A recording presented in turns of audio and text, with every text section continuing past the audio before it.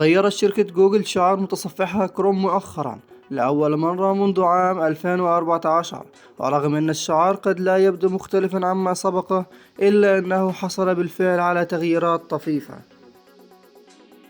ومنذ إنشاء أول شعار لشركة جوجل في عام 1997 انطبع التصميم في أذهان المستخدمين وجعل الشركة مميزة في مجال صناعة التكنولوجيا.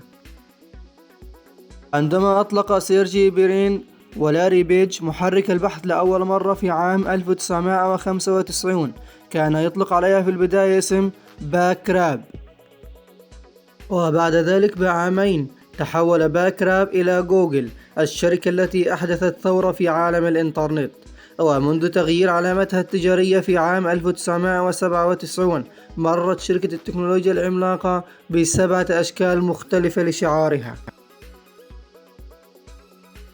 على الرغم من أن الخط تغير، إلا أن جميع الشعارات حافظت على لوحة ألوان متشابهة إلى حد ما، ويتساءل الكثيرون عن الدلالات التي تتضمنها الألوان المستخدمة في الشعار، ولكنها في الواقع مجرد مجموعة من الألوان الأساسية استخدمها مصمم الشعار لتسليط الضوء على أن جوجل لا تتبع القواعد.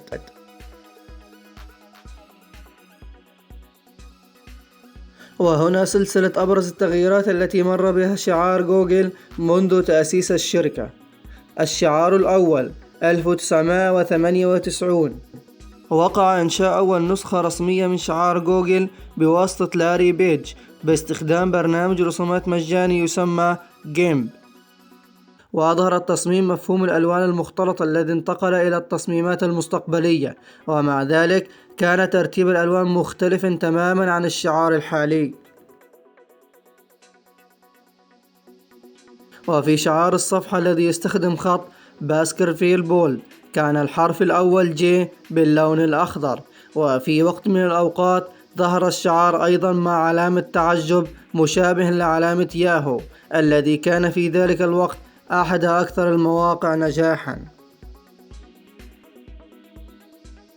الشعار الرئيسي 1999 إلى 2015 غيرت جوجل شعارها مرة أخرى في عام 1999، وأصبح هذا الإصدار هو الأكثر شعبية إلى اليوم. وأنشأت مصممة الجرافيك المحترفة روث كادار الشعار الأكثر رمزية لجوجل في عام 1999، والذي استمرت الشركة في اعتماده إلى غاية عام 2015. واستخدمت كادر خط كاتل مع ظل مسقط قليلا، وتغير الحرف J إلى اللون الأزرق بدلا من الأخضر، ووقع حذف لعلامة التعجب. وعندما سئلت كادار عن خيارات الألوان قالت: كان هناك الكثير من التكرارات اللونية المختلفة، وانتهى بنا الأمر مع الألوان الأساسية، ولكن بدلا من ترتيبها وضعنا لونا ثانويا على الحرف L لإعادة فكرة إن جوجل لا تلتزم بالقواعد.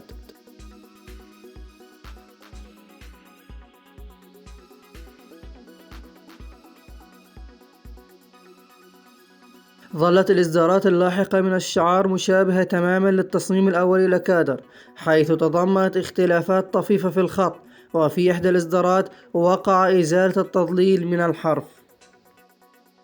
ويشار إلى هدف المؤسسين سيرجي برين ولاري بيج كان بناء محرك بحث لمجموعة كبيرة للغاية من المعلومات، وجاء اسم جوجل من خطأ شائع في نطق الكلمة الرياضية جوجل التي تشير إلى العدد الكبير للغاية 10 قوة 100، الرقم 1 يليه 100 صفر. علاوة على ذلك فإن المقر الرئيسي لشركة جوجل والذي يعرف الآن باسم جوجل بليكس يعود إلى العدد جوجل بليكس. هنا أصدقائنا نصل لنهاية هذا الفيديو، لا تنسوا الإعجاب به والاشتراك بالقناة ليصلك منا كل جديد.